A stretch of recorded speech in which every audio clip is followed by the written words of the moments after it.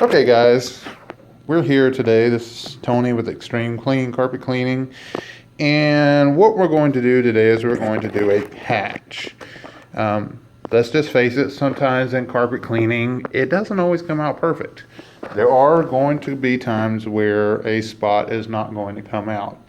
In this instance, what we had was possibly a furniture stain that did not come out. We've already cut it out here, and we've already, a couple steps ahead here, we've actually already put our piece in to test it for squareness and make sure it's going to fit just right. It's actually not in here permanently. See, I've only got it tested in here, and which is a tip. What you want to do is, before you even think about installing it, you want to go ahead and test it. I like to take my seam rollers and kind of go ahead and roll a seam out and make sure that it's going to look good before we take our seaming tape after it. Now, this is what you would need for it. You need your seaming tape, you need your razor knife with a very sharp razor. If you don't have one, go buy a box of blades. These blades are like $8 a box. You need your measuring tape, a white towel, your iron, and your seam roller. We've already cut our piece out. We've put our donor piece in. We're going to put the old piece in the closet. And yes, I know there's some of you who are like, why are we doing that? We want to remove the stain completely. That's true. However, today we happen to be in an apartment complex. And when you're dealing with a carpet here, that's already, we cleaned this carpet yesterday. The carpet is an older carpet, and so where we're at now, we're not going to have a donor piece to put in here that would match the dye lot. So we're stuck with take the stained piece out, move it to the closet, and move a piece out of the closet here. So again, that's where we're at right now.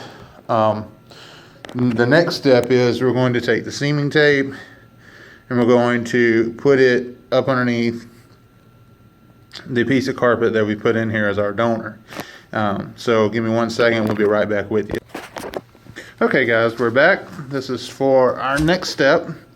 Here we've already placed our seaming tape. We've cut 4 pieces of seaming tape, 2 for your lengths, 2 for your widths.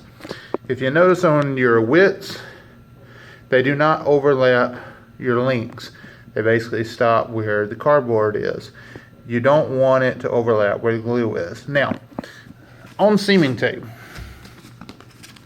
has a line here in the middle. One side of your carpet should go here, the other side of the carpet should go here. You use this line as your guide. And that's what we've done here. We've got one side of the carpet here. Our patch is going to go in the middle, which is now where we're going to go on the next step. So we'll be right back. Okay, so here we are back again. We've got our donor piece back in place with our seaming tape in place. We've gone ahead and gone around the edging again to make sure we've gotten up all the straight carpet fibers, your threads, things of that nature that could pull your patch away from the rest of the carpet. So what we're going to do now, so you got a little piece right here we still need to get up. What we're going to do now is we're going to finish making sure everything is in line just the way we want it. Look, when you're matching this up, you got to make sure, see how we just did that carpet right there? You got to make sure your 2 pieces basically butt up seamlessly, and I hate to use that word, together. Oh, see, now we got this piece right here that needs to come out. So we're going to cut that out here in just a second.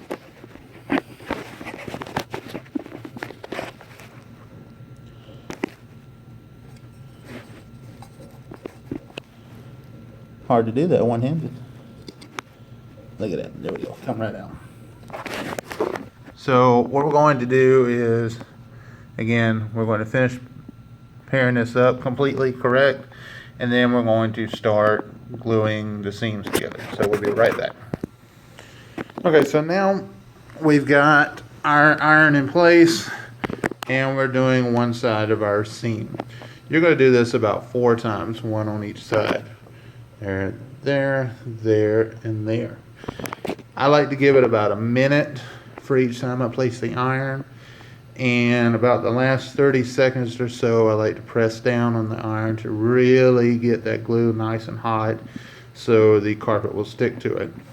Now, what you need to do after, when you move your iron to the next spot, you need to place a fairly heavy weight onto your seam that you just did, and that will help hold it down while the glue cools down. So we'll be right back as soon as we get all 4 of these sides done. So I want to go ahead and cut in here and show you we're about halfway done.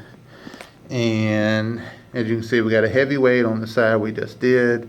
We're now working on our second lengthwise side, and we're going to let it steam for just a while longer. While I've got you, let me give you a tip. When you're cutting your donor piece, I like to cut out of the closet, right? If you look, we always cut from a corner. The reason why we do that is we know if we cut from the corner, at least 2 of the sides are what we call finished sides. Therefore, they're perfectly square. If you got 2 sides that are perfectly square, it's fairly easy to get the other 2 sides perfectly square. So again, we'll be right back.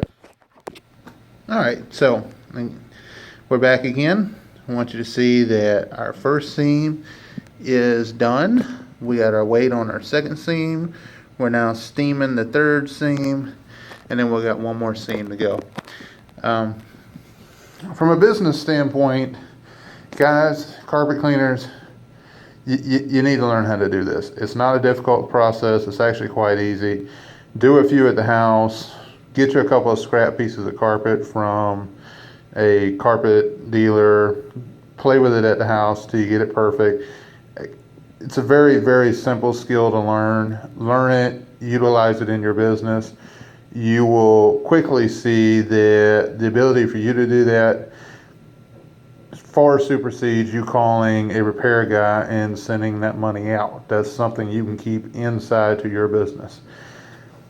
I will not tell you what to charge for it. I will tell you that roughly you're going to be taking about 45 minutes to an hour. So charge accordingly, because again, you do have 2.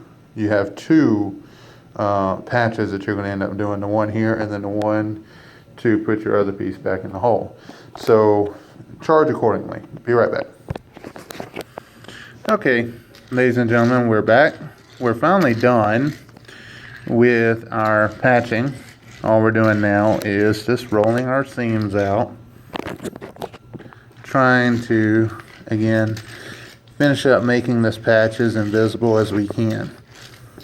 Even if it is an older carpet, you still want to do everything you can to make your patch as invisible as it can be. And there you go. We are all done. Patch looks great. Again, I cannot stress enough, guys, learn how to do this. It's an easy skill. Once you learn how to do it, you'll really like it.